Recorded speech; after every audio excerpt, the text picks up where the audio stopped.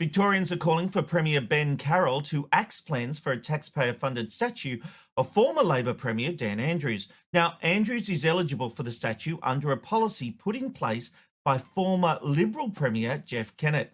The government policy is in place to pay tribute to premiers who served more than 3,000 days in office.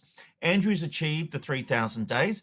Jeff Kennett did not, because he was unexpectedly beaten at the 1999 election, which would have seen him pass the benchmark. But despite the hypocrisy, Kennett has been loudly proclaiming Andrews should not get his statue. Here he is on Melbourne's 3AW. Do you think the rules should be changed?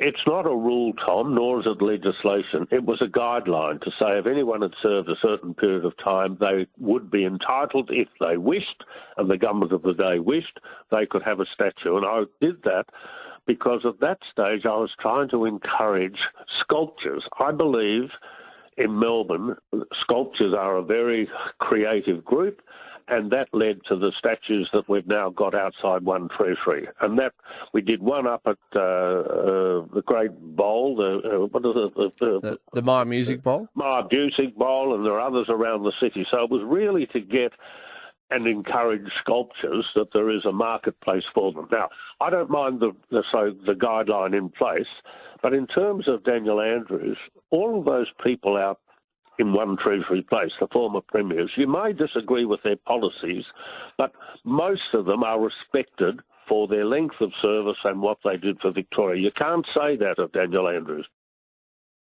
Well, that is the biggest load of horse shit I've ever heard. He put this policy in place because he expected to win the election and he expected to get a statue. And now he's all upset because Dan Andrews has got the statue. And it doesn't matter if you disagree with Dan Andrews or his policies or how he did COVID. You know, none of that matters. He passed the 3,000-day threshold. And that's all that matters. But Jeff Kennett is the one who put this in place. And that's why he needs to shut up, Jeff, and wake up, Jeff. Shut up, Jeff. Because the hypocrisy is unbelievable. Every other person in Victoria can have a say on this except Jeff Kennett. You get no say. You get no say on this because you were trying... I was trying to do it to encourage sculptures. Bullshit! Come on, Jeff. You wanted a statue. You expected to win the 1999 election and you didn't. And now you're getting upset that anyone else is getting a statue in your lifetime, the statue that you didn't get.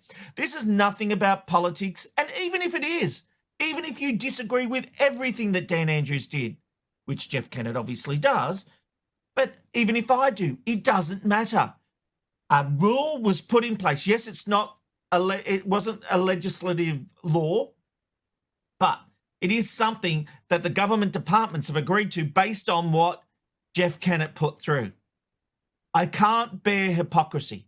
I always say, I'm not left, I'm not right, I'm just McKnight. This is beyond politics. This is the personality of a man who obviously is still not over losing an election that he was expected to win and can't bear to see someone that he hates get a statue who passed the 3,000-day mark, which was the decision of the Victorian electors. So they put him in power. Now, unless he is found guilty of committing a crime, going to jail, he gets the statue, in my opinion. And I would be saying the same if Jeff Kennett was a Labor guy and Dan Andrews was a Liberal guy.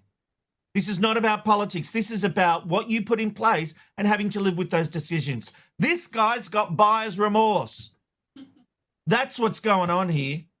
And I just find it appalling. It sickens me.